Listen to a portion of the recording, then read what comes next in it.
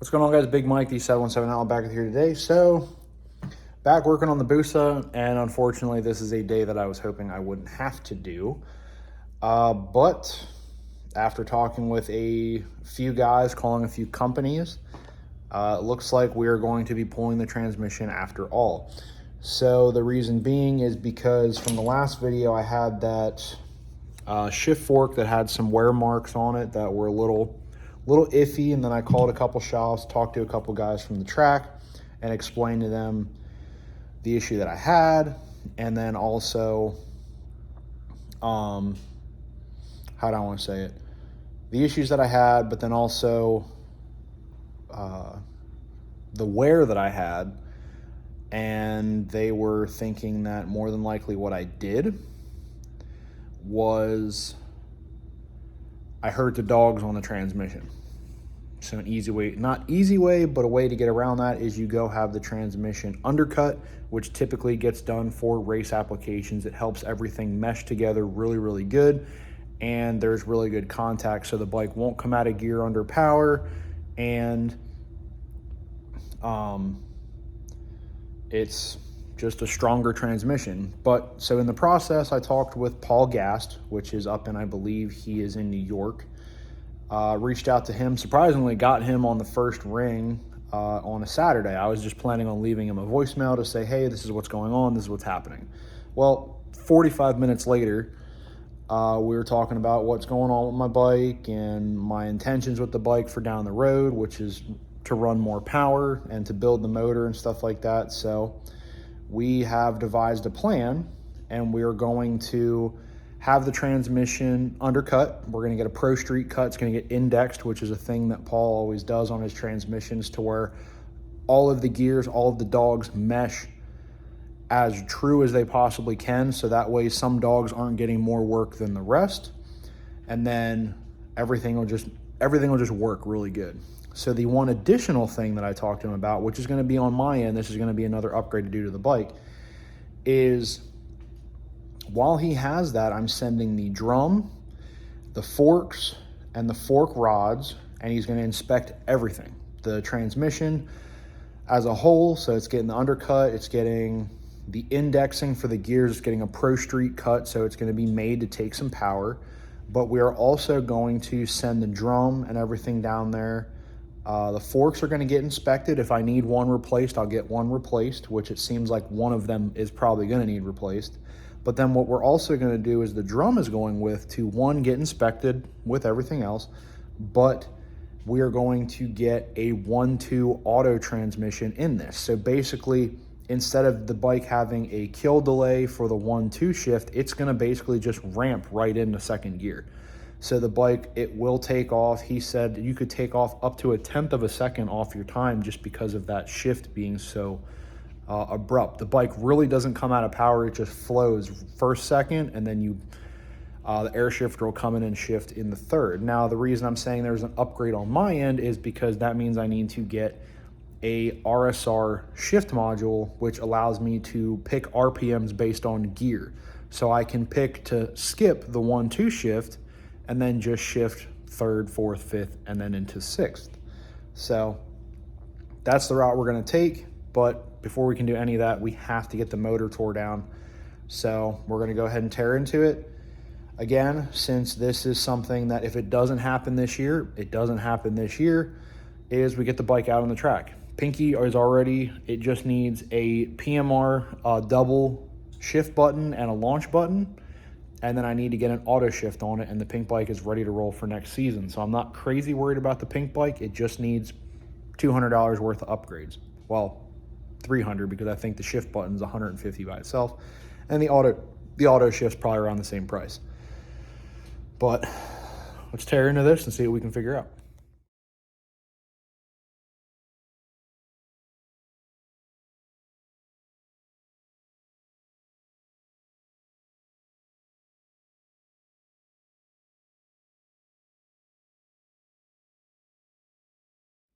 All right, guys, a little while later, I took a break.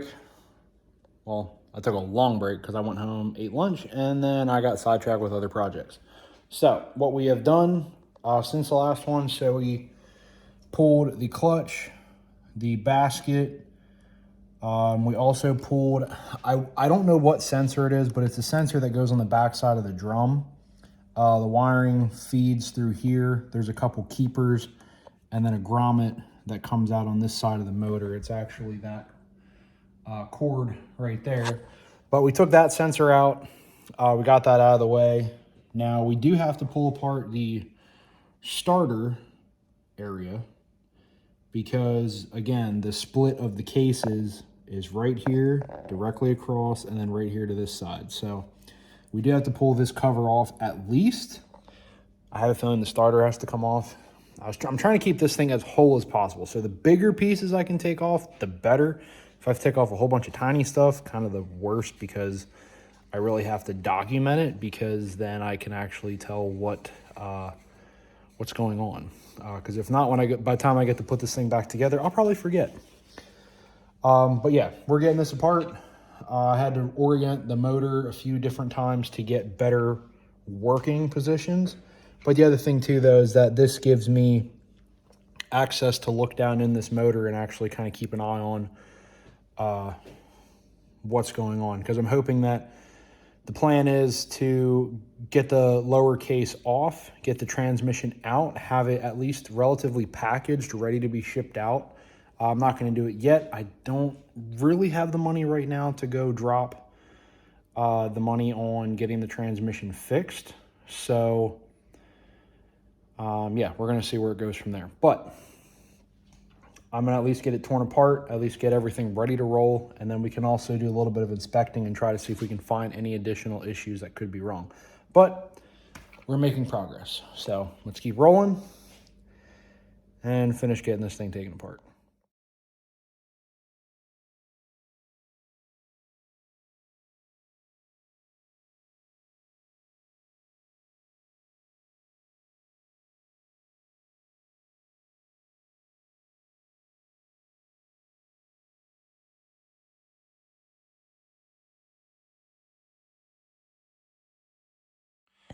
All right, well, after getting all that done, looks like we're pretty much ready to start unbolting.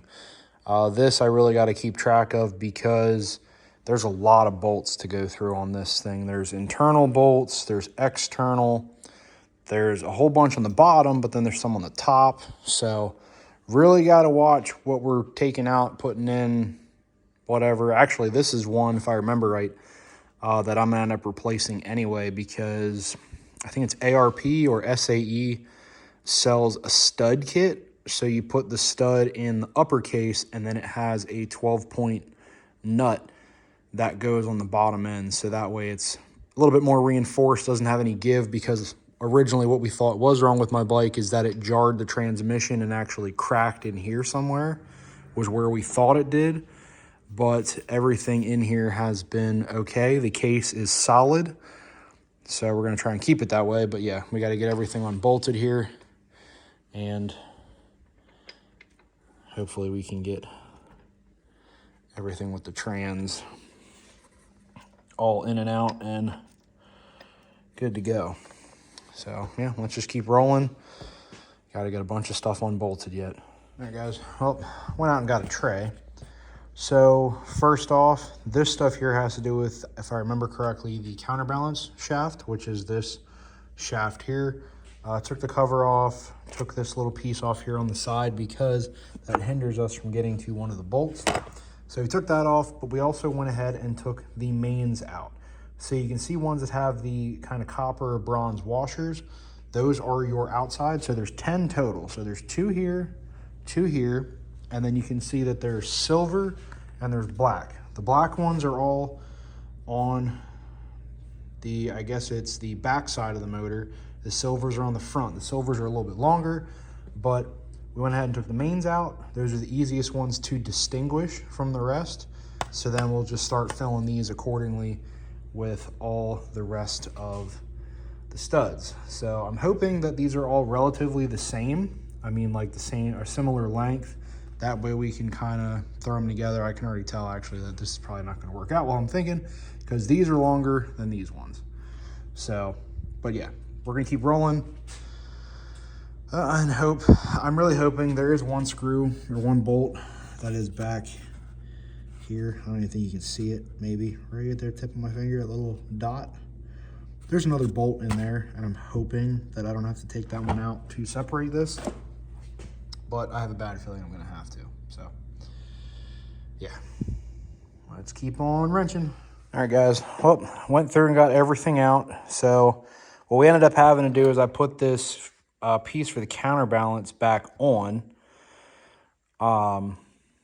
Use that to pry out this shaft, and then I was able to pull out the actual counterbalance that's in here. Once I did that, I did have to pull that one hidden bolt that's all the way in the back out. And so far, as far as I've seen, I got all the bolts out. But I think the silicone does not want to separate. If not, my dumb luck, there's a bolt in here somewhere that is hindering me from doing so. But I don't see anything, so I'm going to try to double check. Okay, that didn't go as bad as I had planned. So a little bit of persuasion with a dead blow. So we actually took it. Now, be careful because this is all cast aluminum. Don't know how strong it is, and I don't want anybody else to do what I did and break something. But a few good taps on this engine mount, along with this engine mount, and it actually started to open up. And then once I got up here to the top, just kind of did some love taps around, and then I actually tapped on the output shaft. And I think that was enough just to pop it. So you can see she's pretty much separated the whole way through. The only thing that's going to suck, the orientation that I have this in right now, I have to watch because I'm almost positive that the transmission is going to try to fall out. So I might stop right here until I have one extra hand just to help me pull the cases apart without components just falling out. So, but anyway, was able to do that. We got these separated, maybe just a few more taps, it'll all come apart. But other than that, we got the bottom end separated and should be kind of in the clear. Let's just keep going, or try to get this apart so we can get the trans out. Yeah, this has been a process. There's a lot of bolts. There's a lot of stuff to watch out for. Make sure that positioning is correct for the next go around. The only thing I might have screwed myself on, because I might do the eliminator, is that counterbalance. Can be, as far as I understand, it can be taken out and like eliminated out of the whole assembly. I did not check where that was clocked, so that might have been a pain in the ass. I don't know if that has to be in a certain orientation, and I did not check to see where it was. But we're almost there, guys.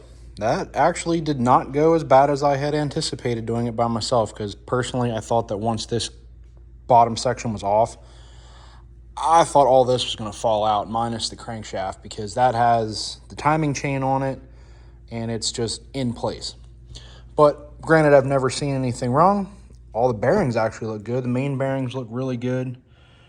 So if anything though, like I said, the rods would be getting a little bit of love during this process. But right now though, we can pull our transmission out completely. Maybe spray it with a little bit of parts cleaner, get some oil off of it, but I can pack it up with the rest of the parts, and I think she'll be ready to get off out to Fast by Gast and see if he can get us our transmission ready to roll. Wait, actually, I see how the gears and stuff are. I've never torn down a transmission enough, so some of this stuff is new, but I guess I do see where the gears mesh and where certain pieces really need to have their contact. So hopefully this gets shipped out, everything checks out good, and we can get our transmission worked over pretty good. But let me go ahead, set up a pad here, and we'll get the rest of the trans dropped. Well, guys, after I got everything taken apart, got my outro filmed and everything, we got to go back. I found the problem with the transmission, and it took a second. So let me show you guys. So this would be the drive. So this is your output shaft.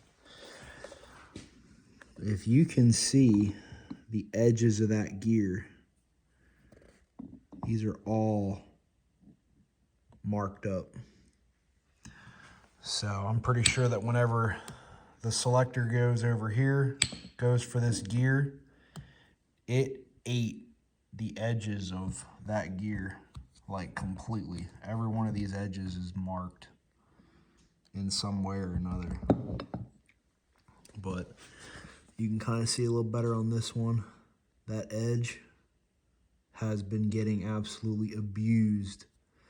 And I'm pretty sure this is going to be that 1-2. I don't know the orientation of the gears, but I'm pretty sure that's where our problem is right here. Because that's the only one I noticed that is marked up like that. This one might be close too. So it might actually be these two.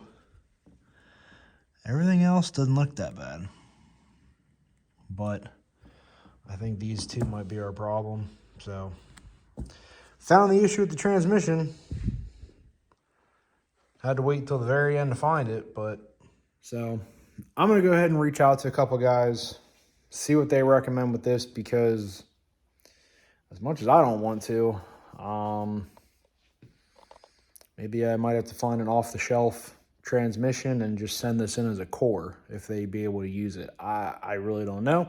But we're still anticipating on sending it to Paul Gast. I'm going to try to maybe see if I can give him a call ahead of time just to explain. After I tore the transmission out, I noticed that the back sides of some of the gears, they got their wear and tear.